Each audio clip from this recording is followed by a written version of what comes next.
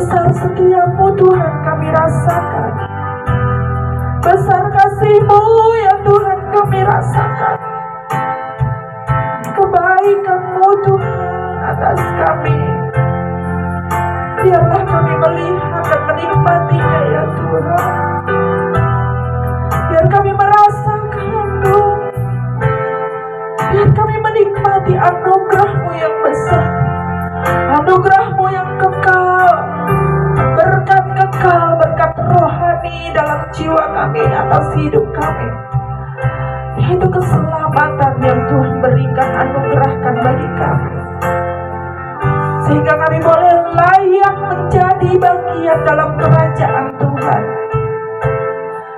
boleh layak mendapatkan bagian warisan berkat kekal, warisan surgawi itu ya Tuhan.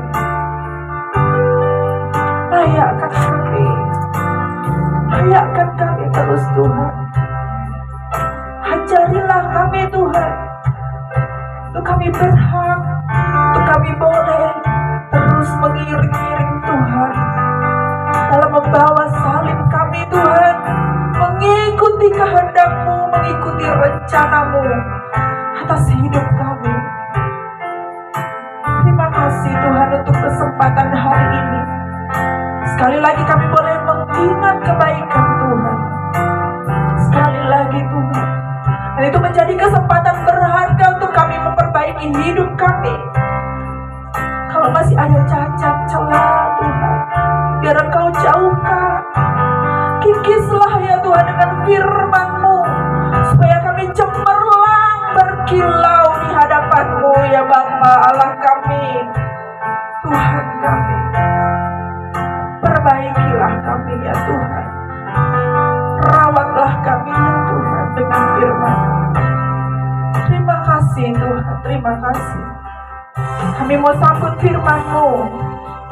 Kami membuka hati kami, pikiran kami, jiwa kami, untuk Engkau rawat ya Tuhan. Di dalam nama Tuhan Yesus, kami sambut firman-Mu. Haleluya, haleluya. Amin, amin. Silakan duduk kembali. Saya sapa dari tempat ini Bapak Ibu sekalian. Shalom. Shalom. Tuhan memberkati kita semua hari ini. Kita yang datang menghadap Tuhan untuk mengingat betapa besar kebaikan Tuhan. Allah Bapa kita, Allah yang Esa, yang satu-satunya yang berkuasa, yang begitu mengasihi kita, sampai Dia mengirimkan dirinya, anaknya yang tunggal, menebus dosa-dosa kita. Tetapi Bapak Ibu Saudara yang terkasih di dalam Tuhan, pengorbanan Tuhan Yesus itu, pengorbanan Tuhan, kasih Tuhan yang begitu besar, yang begitu dahsyat, itu tidak berarti apa-apa kalau kita tidak berubah. Kita yang awalnya diciptakan Tuhan dengan DNA ilahi. Manusia diciptakan adalah anak Allah, manusia Allah, berkodrat ilahi. Ya, karena DNA kita adalah DNA Allah, DNA ilahi, manusia sempurna. Ketika Tuhan menciptakan, Tuhan berkata semua sungguh amat baik. Tetapi DNA itu rusak, kodrat ilahi itu rusak ketika manusia tidak dengar-dengaran kepada Allah, tidak taat kepada Allah, dan lebih memilih mendengar iblis, lebih memilih memuaskan keinginannya untuk memakan buah yang sudah jelas-jelas dilarang oleh Tuhan. Ketika manusia tidak menuruti kehendak Allah, lebih memilih kepuasan dirinya sendiri, lebih memilih mendengarkan iblis, disitulah DNA DNA ilahi itu rusak. Dan kemudian Allah memberikan kesempatan sekali lagi. Ingat, hanya sekali lagi. Memperbaiki DNA ilahi. Mengembalikan manusia itu ke dalam kodrat yang benar. Kodrat ilahi. Melalui pengorbanan darah Tuhan Yesus Kristus. Dikembalikan kita ke rancangannya yang semula.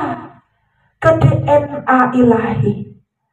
Tetapi apa daya, DNA ilahi ini memang sudah rusak. Dan maka Tuhan memerlukan kerjasama dengan kita. Kerjasamanya adalah ketika kita bersedia dituntun untuk kembali ke kodrat ilahi. Kodrat ilahi itu adalah manusia roh. Manusia yang hidup bersekutu dengan roh Allah, bukan dengan roh yang lain. Ya, bersekutu dengan roh Allah, ketaatan dengan roh Allah, sesuai sepikiran dengan roh Allah, dengan pikiran Allah. Itulah yang disebut manusia rohani. Manusia rohani adalah manusia yang bersedia memikul kehendak Tuhan. Ikut memikirkan pikiran Tuhan. Ikut memikirkan visi Tuhan. Manusia rohani bukan sekedar manusia yang bernama rohani. Ada manusia yang bernama rohani, rohani Gultom gitu ya, rohani Pasar Ibu, bukan. Manusia rohani bukan manusia yang duduk diam di dalam gereja, rajin berdoa, rajin aktif ke dalam kegiatan-kegiatan rohani. Bukan. Tetapi manusia rohani adalah manusia Allah. Artinya manusia yang sempurna sesuai sepikiran dengan Allah. Untuk menjadi sempurna sesuai sepikiran seturut kehendak Allah, caranya adalah berjalan bersama Tuhan, berjalan bersama Allah. Kalau tidak berjalan bersama Allah, pasti berjalan bersama dengan dunia. Itu sudah pasti, karena pilihannya dua. Ya, Tuhan berkata dalam firman-Nya, manusia tidak bisa mengabdi kepada dua Tuhan. Tidak bisa. Harus memilih. Mau mengabdi kepada Tuhan atau mau mengabdi kepada setan. Kalau mengabdi kepada Tuhan berarti pengabdi Tuhan. Mengabdi kepada Mamon atau kepada setan berarti pengabdi setan. Sudah cuma itu dua saja pilihannya. Dan tentu saja dalam hati kita pasti berkata, mana ada Bu orang yang memilih untuk mengabdi setan. Setan zaman sekarang sudah canggih. Setan bentuknya bukan sekedar pocong kuntilanak, gendruwo yang ditakuti orang. Kalau ditakuti orang, ditakuti anak-anak. Anak-anak gak bakal ikut dia. Kita gak bakal ikut dia, jelaslah. Kita pilih ikut Tuhan. Kita pilih mengabdi setan. Mengabdi Tuhan. Bukan mengabdi kepada setan. Pasti kita memilih itu. Karena setan menakutkan. Tapi setan makin hari semakin canggih. Setan berubah wujud menjadi indah. Dia cantik, dia indah, dia gemerlap, dia menggiurkan, dia menawarkan kenikmatan, dia menawarkan kenyamanan, dia menawarkan perjalanan yang mulus, perjalanan yang tenang, aman, nyaman, sejahtera. Seperti ketika setan menawarkan dunia kepada Tuhan Yesus. Semua ini akan kuberikan kepadamu. Betapa waktu itu Yesus melihat kekayaan dunia, keindahan dunia, gemerlapan dunia. Hati manusia ingin itu. Ingin nikmat, ingin hoga, ingin bebas, ingin nyaman. Pokoknya yang penting aku senang, peduli amat sama orang lain. Tetapi ingat, setan berkata, semua kuberikan ini kepadamu, asal kamu sujud menyembah aku. Semua orang tentu akan memilih Tuhan, memilih mengiring Tuhan. Tetapi mari kita cek diri kita. Hari ini ketika kita memperingati tetesan darah Tuhan yang mengalir membayar dosa kita, menembus kita untuk menyeret kita, membawa kita kembali ke hadirat Tuhan, kembali kepada kodrat Tuhan.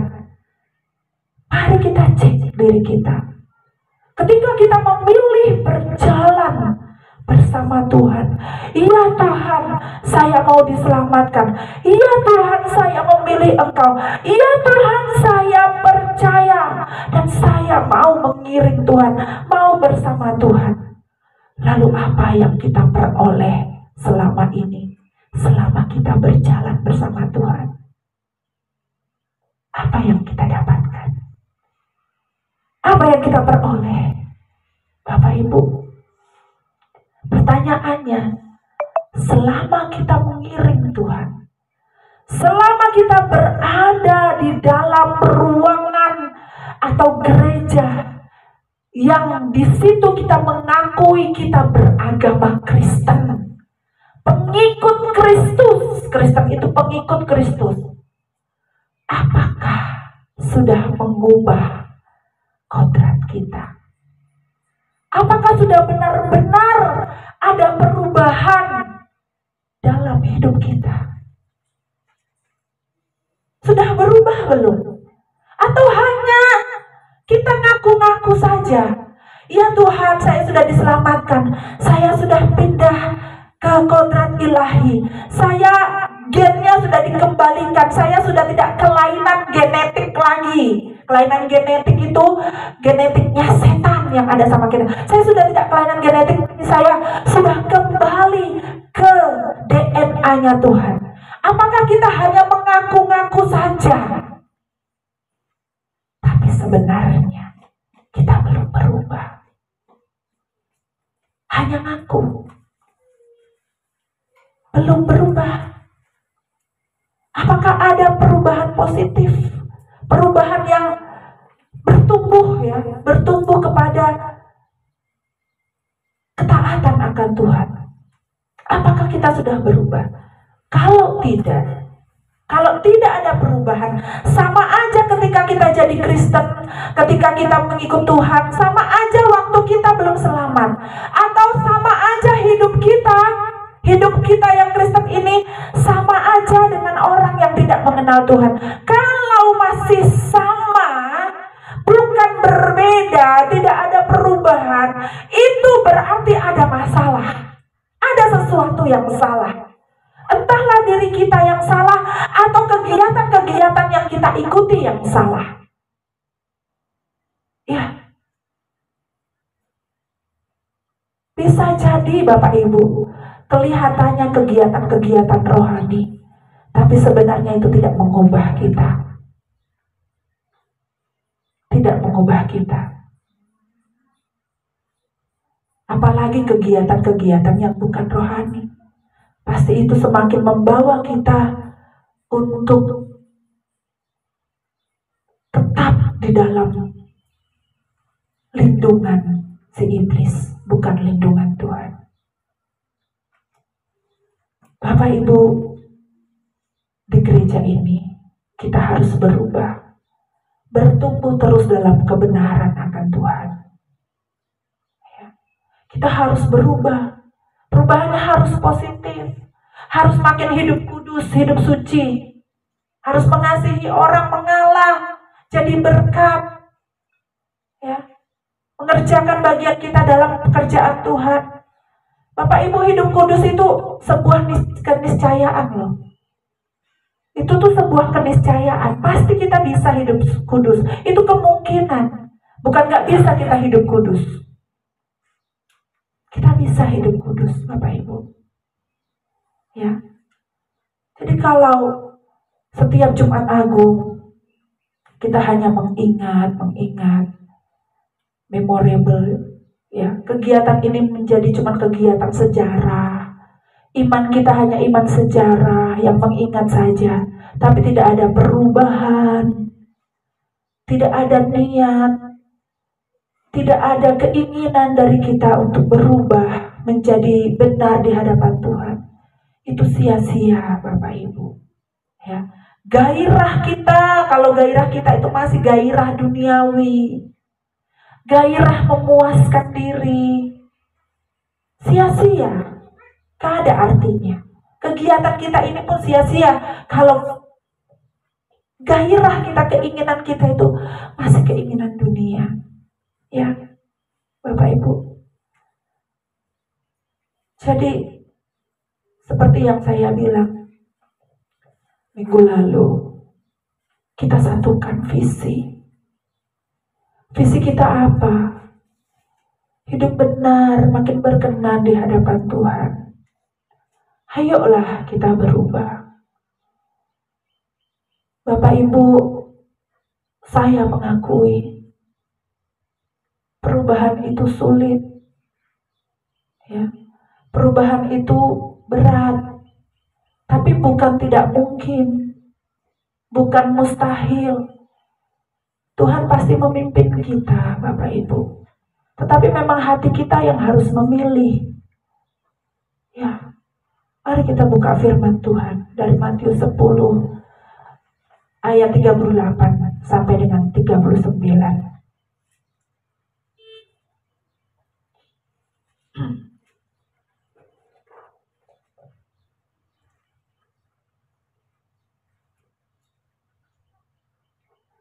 Matius 10 ayat 38 sampai dengan 39. Mari kita baca bersama-sama. Udah dapat semua? 2, 3, ya. Barang siapa tidak memikul salibnya dan mengikut aku, ia tidak layak bagiku. Barang siapa mempertahankan nyawanya, ia akan kehilangan nyawanya. Dan barang siapa kehilangan nyawanya karena aku, ia akan memperolehnya. Jelas. Jelas. Teladan kita cuma siapa? Teladan kita cuma Tuhan Yesus. Teladan kita cuma Tuhan Yesus, bukan yang lain. Kalau teladan kita Tuhan Yesus, kita harus mengenakan jubahnya Tuhan Yesus. Jubah Tuhan Yesus itu apa? Jubah ketaatan. Ya. Jubah salib. Jelas Tuhan Yesus berkata di sini, barang siapa tidak memikul salibnya dan mengikut aku, mengikut Tuhan, mengikuti teladan Yesus. Teladan Yesus adalah kesetiaannya sampai ke salib. Dunia menawarkan banyak hal ketika Tuhan Yesus ada. Dia terkenal, dia bisa menyembuhkan, dia berpeluang menjadi Raja Israel saat itu. Dia berpeluang punya nama besar. Dia berpeluang meniti karirnya setinggi mungkin. Dia hebat kok. Ya. Tetapi dia memilih apa? Golgota. Dia memilih Golgota. Dan kesetiaannya itu dibuktikan sampai dengan saat ini.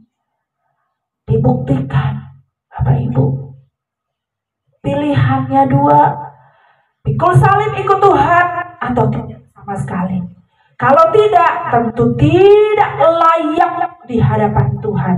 Kita jangan main-main lagi dengan hal ini. Jangan kita merasa kalau sudah jadi Kristen, apapun yang kita lakukan, apapun yang kita pikirkan, apapun yang kita ucapkan, Tuhan pasti mengampuni. Itu adalah teologi yang salah. Itu teologi yang salah. Kita sudah pernah diampuni. Sudah pernah diampuni. Dan kita yang harus berjuang memikul salib itu. Artinya kita berjuang menjaga kesetiaan kita di hadapan Tuhan. Menjaga hidup benar kita di hadapan Tuhan. Kalau kita tidak menjaga itu, artinya kita tidak menghormati Tuhan. Kita tidak menghormati Tuhan. Ya. Memang Tuhan Maha Pengampun, tapi Tuhan juga punya sistem. Tuhan punya sistem. Ingatlah bangsa Israel. Betapa bangsa itu dipilih oleh Tuhan, disayang oleh Tuhan. Tetapi ketika mereka berlanggar, Tuhan juga membuang mereka dari hadapan Tuhan. Kecuali mereka menerima Tuhan Yesus dan hidup kembali dalam perancangan Tuhan yang semula. Kita jadi Kristen harusnya bukan Kristen de jure. Ada istilah ya, de jure dan de facto.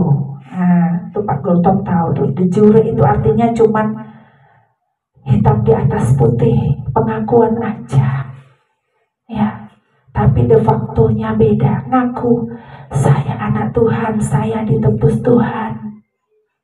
Tapi faktanya kita tidak melakukan seperti yang Tuhan Yesus lakukan. Apakah keadaan kita sebagai anak-anak Allah itu de facto? Kalau ini berlarut-larut, kita masih hanya de jure saja, hanya pengakuan saja, tapi faktanya tidak demikian. Kalau berlarut-larut begitu terus, kita bilang anak Tuhan, tapi tingkah lakunya tidak sesuai dengan apa yang Tuhan inginkan. Gairah kita, gairah dunia, gairah keinginan daging. Maka lama-lama dan pada akhirnya Tuhan bisa berkata, enyahlah kamu pembuat kejahatan. Saya tidak kenal kamu. DNA-nya tidak sama dengan DNA-ku, kata Tuhan. Kamu cacat DNA, cacat genetik. Kamu tidak sempurna di hadapanku. Biarlah hari ini menjadi hari yang baru, Bapak Ibu. Biar jadi hari yang baru bagi kita. Untuk kita memperbaharui hidup kita, memperbaharui pilihan kita. Pikul salib, gak ada tawaran.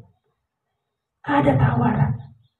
Tapi percayalah di balik salib itu Tuhan sudah membuktikan. Ada kebangkitan.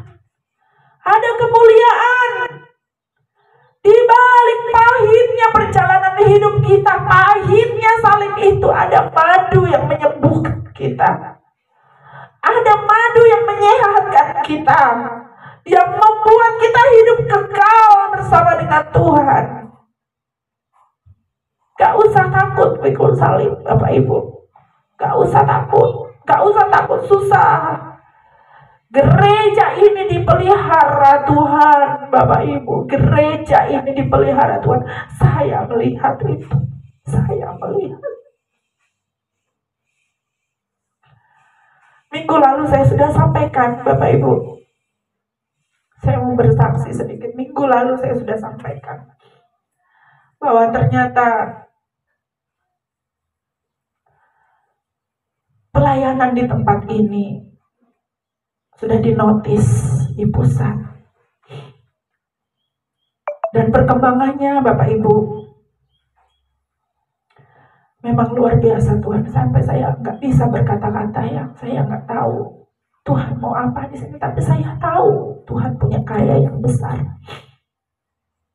Kurang lebih setahun yang lalu Bapak Ibu, saudaraku, ibu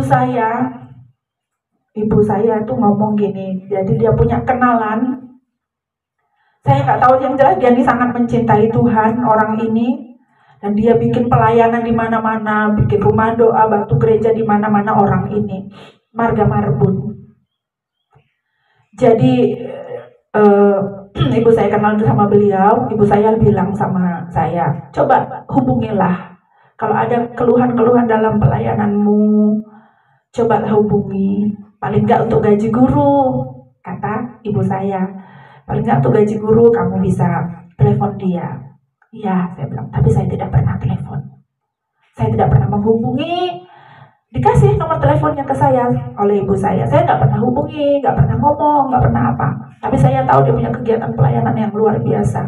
Dia membantu hamba Tuhan, membantu gereja, banyak gereja. Dan ternyata Bapak Ibu Saudaraku terkasih dalam Tuhan, yang waktu dia bukan orang GSKI loh. Dia ini bukan orang GSKI. Tapi waktu yang saya ceritakan yang Bu Ana itu menyampaikan di forum GSKI minggu yang lalu, ternyata Bapak ini, Pak Parbun ini ikut acara itu. Dia ikut acara itu. Makanya kemarin dia menelepon saya. Shalom katanya. Bu, saya lagi di Toba. Saya baru turun dari pesawat dan saya langsung telepon ibu. Saya mau kunjungi ya Bu. Mungkin kalau nggak hari ini, besok. Hari ini maksudnya, atau besok. Loh, kenapa Pak? Iya, karena saya waktu ikut acara GSKI di pusat, saya ikut Bu katanya. Dan ternyata topik pembahasan hanya pelayanan di GSKI Bali G. Itu sebenarnya saya nggak menghubungkan dia sama Bu Ana, saya nggak apa, malah dia tanya, itu yang menyampaikan ada hamba Tuhan dari Bekasi katanya. Siapa? Iya ada ibu-ibu dari Bekasi, saya lupa namanya. Itu mereka nggak saling kenal. Ya, puji Tuhan katanya. Berarti yang dulu, jadi ibu saya juga pernah cerita rupanya ke bapak ini tentang pelayanan di Bali G. Saya bukan berharap kepada manusia. Bapak Ibu, saya bukan berharap kepada manusia, tapi saya mulai melihat mujizat Tuhan itu nyata di tempat ini. Karya Tuhan itu nyata. Jadi Bapak Ibu, memang dari awal waktu gereja ini berdiri, visi saya adalah menyampaikan kebenaran itu kepada anak-anak sedini mungkin. Karena apa? Kita mau menarik generasi ini, menyelamatkan generasi ini dari dunia di sekitar kita ini. Betapa kita lihat anak-anak itu seperti hidup sendiri, kayak ayam, mohon maaf, hidup sendiri. Orang tuanya sibuk bekerja, pulang sekolah mereka berkeliaran. Akhirnya apa? Merokok, kebut-kebutan, narkoba. Ya kan? Mereka nggak terarah. Yang ditiru siapa? Mohon maaf, bapaknya. Yang hari-hari ada di kedai, minum tua, berjudi, pelecehan. Dan mereka meniru itu. Bayangkan betapa generasi ini akan hancur, Bapak Ibu. Ini pekerjaan Tuhan. Hancur kalau nggak kita selamatkan. Saya tahu itu, saya lihat itu. Ya, hancur. Dan kalau Tuhan izinkan pelayanan ini, makanya saya bilang kita satu visi. Kalau Tuhan izinkan, biar Tuhan berkarya. Kita butuh ruangan, kita butuh guru-guru, kita butuh dana, kita butuh untuk ngasih makan anak-anak itu. Saya pengen bikin rumah singgah asrama yang merawat anak-anak itu. Ya Bu Iren nanti jadi ibu asrama ya. Haleluya. Pak Gultom nanti pembukuan, ya, Yohana jadi gurunya nanti, ya kan? Siapapun, Pak Pasaribu kepala sekolah nanti SD, amin ya Pak. Gak diaminkan sama Pak Pasaribu. Pak Pasaribu masih mau balik ke Bali. Bapak Ibu,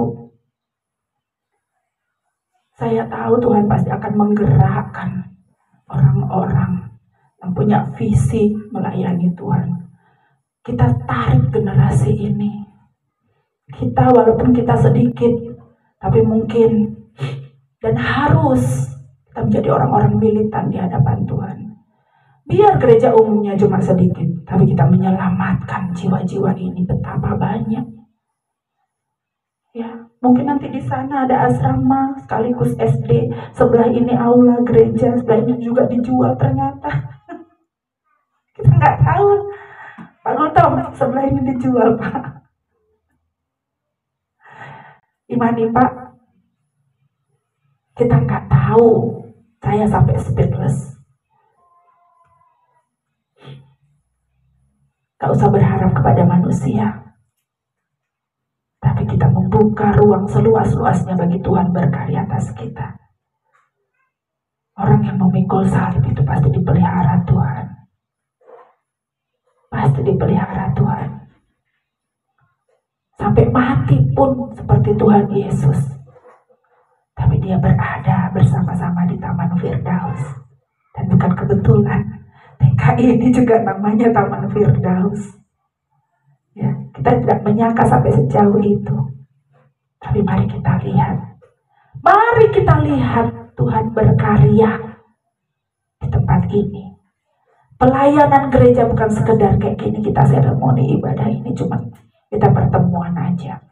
Tapi pelayanan yang sesungguhnya, bagaimana kita banyak-banyak menyelamatkan jiwa bagi kemuliaan Tuhan. Kayak mana caranya? Apapun caranya, apapun yang kita miliki, apapun yang kita mampu lakukan. Ya, kalau saya ngomong kayak gini bukan berarti saya minta persembahan Bapak Ibu kasih semua hartamu, nggak usah. Tuhan kita kaya, Tuhan kita kaya. Tuhan kita pemilik pekerjaan Tuhan di tempat ini. Ya Bapak Ibu, mari mulai hari ini ketika kita memandang salib Tuhan, ketika kita memandang salib itu, kita tahu bahwa kita juga mau ke sana. Kita pikul salib itu, kita pikul. Ya, kita pikul. Kita setia di hadapan Tuhan seperti Tuhan Yesus sudah setia. Haleluya, haleluya. Kita akan melaksanakan perjamuan kudus. Nanti saya minta Bapak Pasar Ibu untuk bisa membagikan roti dan anggur perjamuan. Haleluya. Kita angkat dulu satu pujian sebelum kita menerima roti dan anggur. Kita angkat satu pujian kita yang terakhir. Ku ingat pengorbananmu. Haleluya. Haleluya.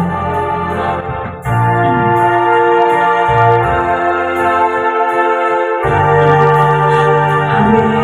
Terpujilah namamu ya Tuhan.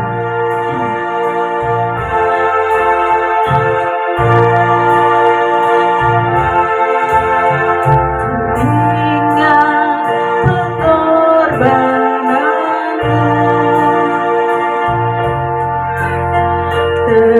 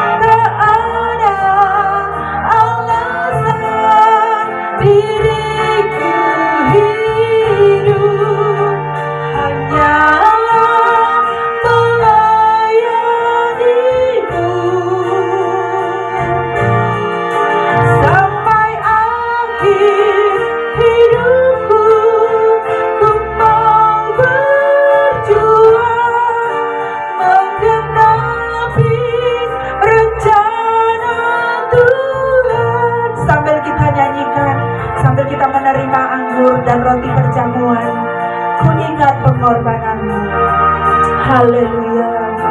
Haleluya. Arahkan hati dan pikiran kita. Ku ingat pengorbananmu. Haleluya. Terasa hancur hatiku. Aku mengerti. Aku mengerti. Kau lakukan ini karena Kau cinta padaku. Kau pikul semua salahku. Kau pikul semua salahku di kayu salib yang kecil, di kayu salib yang kecil, supaya aku menjadi milikmu. Kau selamatkan hidupku. Mari kita bangkit berdiri bersama-sama. Tak ada alasan diriku hidup, hanya melayanimu sampai akhir hidupku, sampai akhir hidupku. Ku mau berjuang menggenapi rencana Tuhan. Tak ada alasan, tak ada alasan diriku hidup, hanyalah melayanimu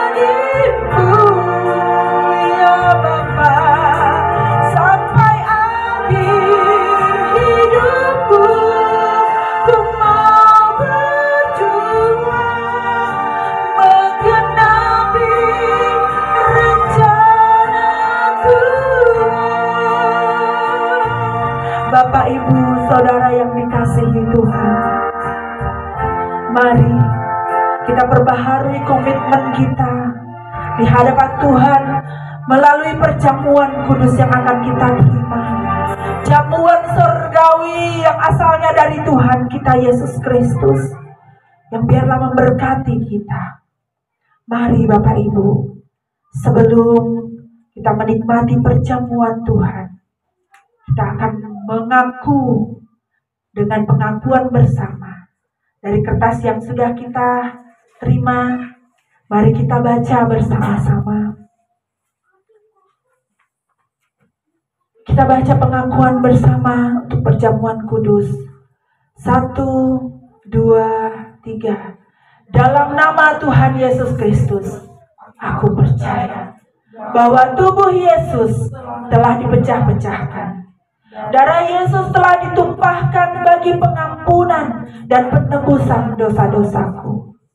Oleh korban Tuhan Yesus, aku percaya aku dibebaskan dari segala kutuk dosa, kutuk maut, segala kutuk dan api neraka. Oleh korban Tuhan Yesus, aku telah memperoleh pengampunan dosa, keselamatan, hidup kekal, kesembuhan, pemulihan, kemenangan, dan kelimpahan berkat di dalam Tuhan.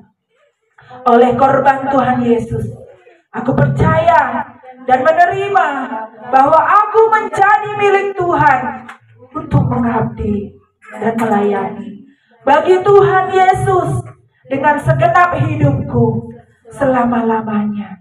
Mari Bapak Ibu kita pegang roti di tangan kanan kita. Bapa surgawi, Allah kami Elohim Yahweh, kami bersyukur Tuhan, kesempatan ini kami boleh menikmati jamuan Tuhan. Jamuan di mana kami boleh mengingat bahwa kami harus menjadi roti yang terpecah, anggur yang tercurah, seperti teladan kami, Tuhan kami Yesus Kristus. Tuhan, inilah kami. Layakkan kami hidup dalam anugerah-Mu, dalam rencana-Mu. Melalui perjamuan-Mu ini Tuhan. Terpujilah nama Tuhan. Dan kami mau sambut perjamuan Tuhan di dalam nama Tuhan Yesus. Bapak Ibu, sekali lagi kita angkat roti, kita tinggi di atas kepala kita. Dan dengarlah firman Tuhan. Sebab apa yang telah kuteruskan kepadamu, telah aku terima dari Tuhan. Yaitu bahwa Tuhan Yesus pada malam waktu ia diserahkan, mengambil roti dan sesudah itu ia mengucap syukur atasnya dan berkata, inilah tubuhku yang diserahkan bagi kamu. Perbuatlah ini menjadi peringatan akan aku. Apakah Bapak, Ibu, dan saudara semua percaya bahwa roti ini menunjuk perlambang kepada tubuh Yesus yang telah dipecah-pecahkan bagi kita? Makanlah dalam nama Tuhan Yesus Kristus.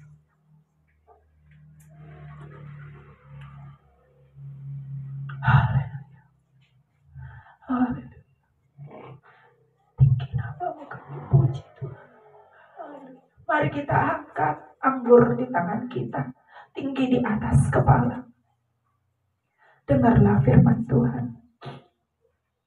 Demikian juga ia mengambil cawan. Sesudah makan, lalu ia berkata, cawan ini adalah perjanjian baru yang dimeteraikan oleh darahku.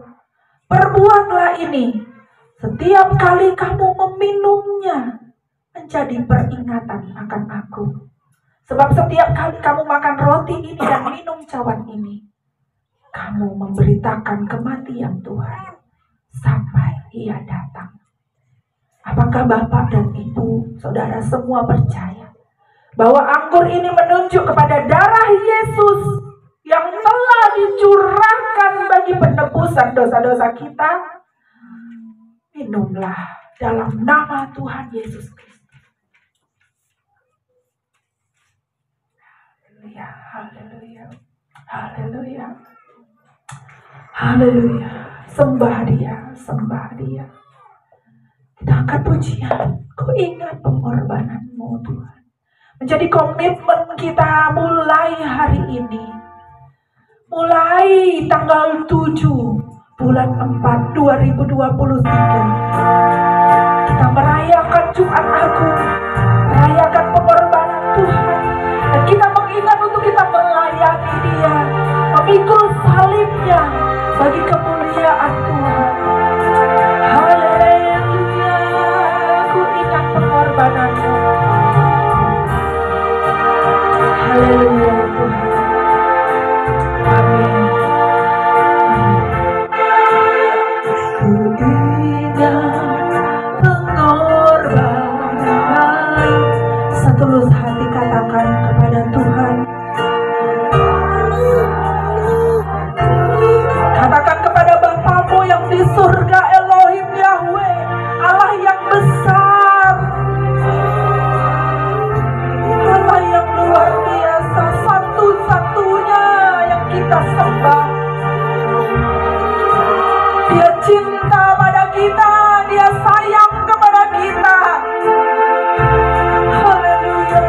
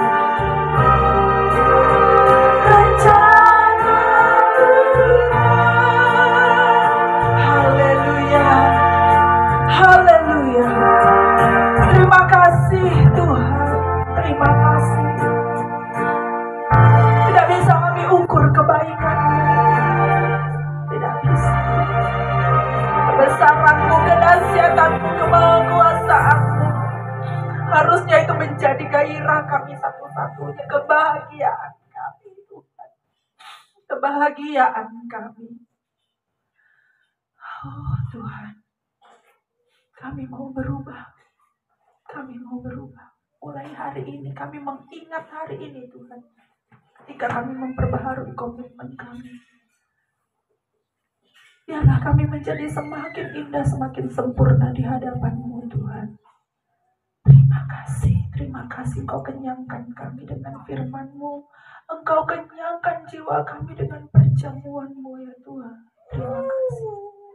Kami mau pulang. Kami menanti pertemuan kami selanjutnya. Ketika kami boleh merayakan kemenangan Tuhan. Kemenangan Tuhan atas dunia ini. Kami mau Tuhan bertemu Engkau lagi. Bertemu dalam hadirat-Mu yang kami rindukan. Terima kasih Tuhan. Mari kita semua mengangkat tangan kita. Kita terima berkat Tuhan. Kekasih hati Tuhan. Kesayangan Tuhan. Mari kita kembali ke tempat kita masing-masing. Dengan membawa kasih, anugerah, damai sejahtera, pengampunan dari Allah kita, Elohim Yahweh, Allah semesta alam. Dan terimalah cinta, kasih, pengorbanan, darah yang mahal dari Raja kita Tuhan Yesus Kristus. Dan terimalah penyertaan Roh Kudus, menyempurnakan kita, membuang cacat celah kita, sampai kita berkenan bertemu Tuhan muka dengan muka di awan-awan. Dan Tuhan berkenan kepada kita. Terpujilah nama Tuhan, terimalah berkat ini di dalam nama Tuhan Yesus Kristus. Haleluya. Yang sudah ditebus dosa-dosanya, kita katakan amin. Amin. Ibadah kita selesai. Kita masih dalam sesi doa puasa. Maka kita hari ini